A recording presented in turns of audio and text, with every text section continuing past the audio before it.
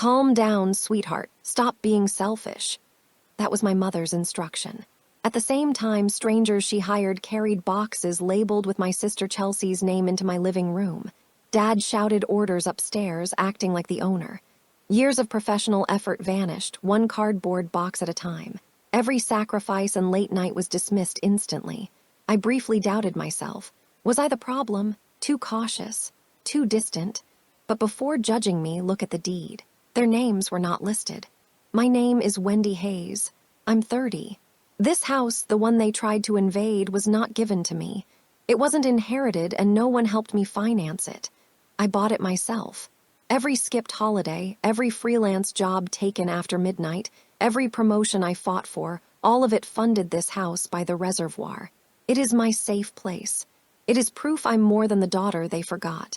Growing up, my sister always took priority. She was the miracle child who never did wrong. When she earned a B, my parents applauded loudly. When I got an A, they barely glanced up. Her birthdays meant huge parties with cakes and crowds of relatives. Mine came with one promise: we will celebrate later. It never happened. A kid remembers that. It sticks. By adolescence, the roles were permanent. She was the star. I was the overlooked spare. So I stopped needing their attention. I built my own identity, achieving small, quiet successes. I worked through college and paid my tuition solo. I told myself I would own something permanent someday. When I signed the deed, I thought I was free. I hoped they might finally be proud. Instead, I got comments like, "It must be nice having no kids to worry about." Or, "Don't get too comfortable, life changes fast." I just smiled. I thought keeping distance ensured peace. It did until that afternoon. My phone vibrated at work. It was my neighbor. "Moving trucks are in your driveway. Did you sell?" My gut instantly clenched. I drove home fast, heart pounding. When I pulled up, my view tilted. Movers I didn't recognize marched across my floors carrying boxes marked for a kid's room. I saw my sister's writing. "Stop!" I yelled. The volume surprised me. Everything froze. The movers looked uneasy. Mom turned, wearing her patient, condescending smile. "Sweetheart, relax," she said softly, like I was a toddler. "Your sister's family is struggling. You have all this extra space. You truly don't need it." I clenched my fists. "This is my house. I paid for it. You cannot move people in without asking me." From upstairs, Dad's booming voice sounded. "Don't be selfish. Family shares. You should be grateful you even have this place. Now it can actually be useful." That word, selfish, burned hottest of all. They used it my entire life, twisting my independence into guilt. My sister Chelsea stepped forward, arms crossed, chin up. Darren smirked behind her. "Oh, come on, Wendy. Don't act like you need this house. You're single. No kids, no responsibilities. You don't know what real stress is." Her words hurt more than Dad's yelling. They confirmed they never considered me important. The movers hesitated, stuck in our fight. One asked, "Ma'am, your mother hired us. Should we continue unloading?" I gave him a direct answer, my voice steady. "No, stop unloading. She's not the owner. I am. If you continue, you are helping commit a crime." They exchanged looks, then slowly set the boxes down. One muttered, "Good luck." I realized instantly this was not a mistake. This was a planned takeover. They thought I would surrender, as always. Not this time. I took out my phone and pressed record. The red light captured everything: the boxes, Mom's false calm, Dad's heavy steps, and my sister's smug expression. "Turn that off, Wendy," Mom snapped, her mask dropping. "This is private family business." "No," I countered firmly. "This is legal business now." My sister lunged, trying to snatch the phone. "Delete that. You can't make us look bad." I stepped away. "You don't need my help for that." Dad's face turned crimson. "You will not destroy this family's name." I gave a cold, bitter laugh. "You broke into my house. You hired movers. You tried to throw me out of my own life. Tell me, Dad, which part of that is a simple mistake?" The room went silent. Only my heartbeat was audible. They finally understood that the old, quiet Wendy was gone. I looked each of them directly in the eye. "You need to leave immediately." They remained still. Dad tightened his jaw. Mom whispered to my sister. They still believed they held power over me. I walked to the front door, shut it firmly, and slid the deadbolt. The click echoed loudly. "You are not welcome here anymore," I stated. For the first time, they looked unsure. That was the start of everything. They thought I was bluffing. Dad postured, believing his authority superseded the deed. Mom changed tactics, softening her voice to guilt me. My sister whispered to Darren, certain I wouldn't escalate the fight, but I was no longer afraid. I went back to the lock, turned it again, and said quietly, "You are not welcome here." The click hung heavy. My sister flinched. Dad's jaw clenched. They looked uncertain for the first time. Mom gasped, "Wendy, don't say things you'll regret. We are your parents." I showed the recording still running. "This video goes to my lawyer tonight. If you step foot here again, the police get it too." Dad stepped closer, his voice low and dangerous. "You wouldn't dare call police on your own family." "Try me," I countered. The room was quiet. No lectures, no yelling, just suffocating silence. Darren muttered, "Let's just go," pulling my sister's arm, but her pride was too strong. "You think anyone will believe you over Mom and Dad? They'll call you dramatic." I smiled, small and sharp. "Everyone will believe the deed. Everyone will believe the video. Everyone will believe the text where you planned your move." She fell silent. They grabbed their boxes with angry, jerky movements, cursing under their breath. I didn't move until the last one stepped outside. Then I slammed the door and locked it again. The sound was a victory bell, but I knew they would twist the story. They always did. I took one photo. The front door, boxes piled up, my sister's name visible. Then I opened social media and typed 5 words. "When family forgets boundaries." That was all. No names, just the photo and the caption. It spread faster than expected. Friends, coworkers, and old contacts messaged me. Comments poured in sympathy, anger, and shared stories. For the first time, I wasn't fighting alone. My phone buzzed all night with calls from Mom, Dad, and sister. They had ignored me for years. Now they couldn't stop calling. I put the phone face down and let it vibrate into silence. By Friday, it was total chaos. Saturday morning, a loud banging sound shook my front entry gate. I pulled up the security camera feed on my phone. They were all standing outside, my entire family, looking like complete strangers. Mom's appearance was messy, her hair was disheveled, her pearls were gone, and her mascara was running. Dad's voice had lost its usual booming strength. He actually looked physically smaller. "Wendy, please," Mom called out. "We can settle this. Don't inflict this on us." Dad's tone cracked slightly. "You've made your position clear. You don't understand what people are saying about us now. You are tearing our family apart." I nearly laughed out loud. Tearing the family apart? They had already accomplished that years ago. All I did was finally refuse to pretend things were okay. Then my sister stepped forward, her hands clenched into fists. "Take down the post.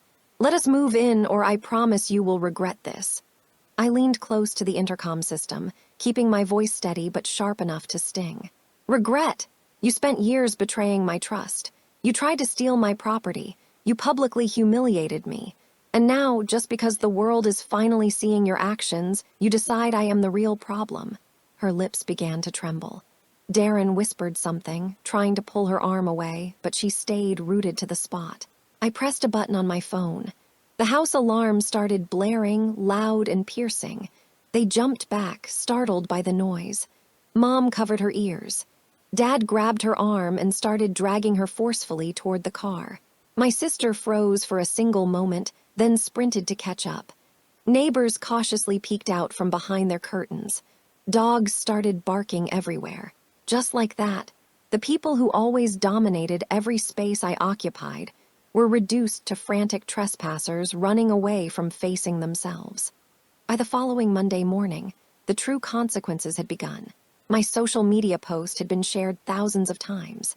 At my workplace, people whispered as I walked past. Rumors circulated that my sister's boss had called her in for a discussion about her personal image. Mom's charity organization removed her from every event and luncheon. Those glossy magazine photos she relied on to maintain her reputation were meaningless now. Dad's golf companions completely stopped returning his phone calls. The perfect facade they had spent decades polishing completely shattered within a single weekend. I didn't need to shout or start a physical fight. I simply held up a mirror. Naturally, they couldn't stay quiet for long. The second wave of attack arrived in new voicemails filled with classic guilt trips and old manipulation techniques. Dad's voice came first, low and sounding practiced. "We are your parents. We raised you. Don't you feel you owe us some loyalty?" Loyalty? That question made me scoff. They had never shown any loyalty to me. Then Mom's voice came, soft and filled with false sorrow. "Family means sacrifices, Wendy. That is what love is truly about." It was funny how sacrifice always meant me losing something. My sister tried a totally different angle. "You are deliberately ruining our lives over nothing. You will end up completely alone, Wendy. Utterly alone." Perhaps that threat would have terrified me years ago, but sitting in my living room now, watching the sunlight glint off the reservoir water, I understood I wasn't alone. I was finally truly independent. Still, I wasn't foolish. Shame can turn into aggression very quickly, so I organized all my evidence, videos, text screenshots, contracts, and sent everything to my lawyer. His quick response confirmed, "You are totally protected. This case is airtight." That was the moment I realized this conflict extended far beyond just the house. This was about completely changing the rules of our relationship. The next confrontation happened face to face. I was getting home from the supermarket when I saw them parked across the street. My parents, my sister, and Darren, all sitting motionless in the car like forgotten ghosts. I stood by my trunk, calmly loading bags, pretending I hadn't noticed them. But the moment Mom got out and started waving her hands, I knew the piece was over. "Wendy, please, just 5 minutes," she begged. I straightened up, letting the car door slam shut behind me. "You don't get 5 minutes," I told her evenly. "Not anymore." Dad got out next. He moved more slowly this time, his posture less imposing than I remembered. "You cannot destroy us simply because of your pride. Think about your sister's kids. Where are they supposed to live?" For a second, their words struck a chord. The children, my niece and nephew, were innocent in this entire mess. But I immediately recognized the tactic. This was another form of manipulation, designed to turn my compassion into a weapon against me. I put the final grocery bag down and shut the trunk firmly. "They will live wherever you choose to provide for them. That is your responsibility, not mine." My sister Chelsea erupted from the passenger seat, her eyes blazing. "You heartless witch! You will live to regret this decision. You will regret ever crossing me." I didn't react. I met her intense fury with quiet certainty. "I already regret giving you the opportunity to walk into my house. That will never happen again." She froze momentarily, then slammed the car door so hard the vehicle rattled. The engine roared loudly. Tires screeched as they drove away. Neighbors came outside, curious about the commotion. I stood still, ensuring everyone saw the scene, making sure there were witnesses. By the close of that week, everything had shifted. The threatening calls slowed down, the verbal attacks ceased, and the resulting silence was no longer anxious. It felt like absolute victory. They weren't just losing me, they were losing their standing with everyone else, too. I gained a key insight during those quiet days. Revenge doesn't always demand fire and noise. Sometimes it is delivered wrapped in stillness and patience, cold enough to completely outlast their rage. That silence became my strongest tool. While they scrambled, desperately trying to repair their reputation, I did absolutely nothing. I never took the post down. I refused to answer their calls. I let the world reach its own conclusions. And the world had already made up its mind. By the next Monday, the storm had fully passed.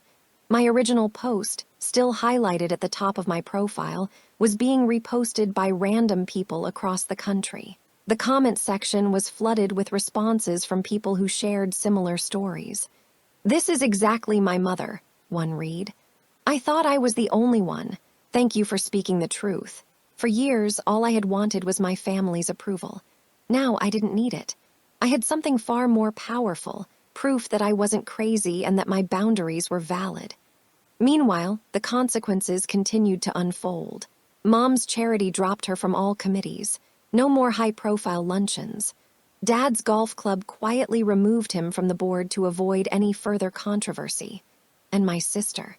Her company's HR department requested she take a leave of absence until her family matters were completely resolved. The image they had meticulously constructed over decades crumbled much faster than I ever imagined, simply because I chose to tell the truth.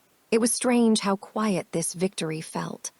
No celebration, no dramatic climax, just me sitting peacefully on my back porch, holding my coffee, watching the sunlight shimmer on the reservoir. That house was once just an abstract goal, 4 walls and a deed carrying my name. Now it represented much more. It was a firm line drawn in the sand, a declaration of independence. They used to insist that love required total sacrifice, and that family demanded surrender. But I had grasped a different truth. Love without mutual respect is merely manipulation, and family without essential boundaries is simply control. I always assumed that standing up to them would make me the villain. But the reality is, sometimes you must become the villain in someone else's narrative to finally be the hero of your own. Weeks went by. One morning, while preparing coffee, my phone buzzed with an email from my lawyer. Case closed. Property secured. No further claims possible. I allowed myself a small, private smile and finally breathed out. The house was quiet again, utterly peaceful. But this wasn't the fragile peace I used to chase. This was the lasting kind that comes when you stop apologizing for your own existence. Later that evening, I stepped onto the porch, watching the moonlight reflect off the water's surface. I reflected on all the years I spent trying desperately to earn their approval, chasing a conditional kind of love. For the first time, I didn't feel any bitterness. I just felt finished. I didn't need them to finally understand. I didn't need them to finally see me, because I clearly saw myself. By the following Monday, the world had moved past the drama. But something fundamental inside me had changed. Not anger, just absolute clarity. I didn't despise them. I didn't wish them any harm. I simply stopped giving them the capability to hurt me. I kept the post live, not out of spite, but as a silent message to anyone scrolling through their own family conflicts. Boundaries are not cruelty. They are survival. Messages still trickled in occasionally from strangers. Your story gave me the courage to leave. I stood up to my mother today. You gave me courage. That validation, more than any likes or shares, was what genuinely mattered. The breeze coming off the lake was cool that evening. My reflection shimmered faintly on the water. I thought about the word selfish, which they had thrown at me like a weapon my entire life. But perhaps being selfish isn't always a negative thing. Maybe sometimes it just means actively choosing yourself. That is the final meaning this house holds, a symbol of choosing myself, not fueled by spite or revenge, but for the sake of peace. Because love does not mean surrender, and family does not equal ownership. So if you have ever needed to draw that firm line, if you have ever been labeled selfish just for holding your ground, remember this. You are not alone. You are finally free. If this account resonated with you, let me know in the comments. Have you ever had to firmly stand up against your own relatives? Your stories remind me I'm not the only one. And remember to like and subscribe for more stories that prove sometimes loving yourself means saying goodbye.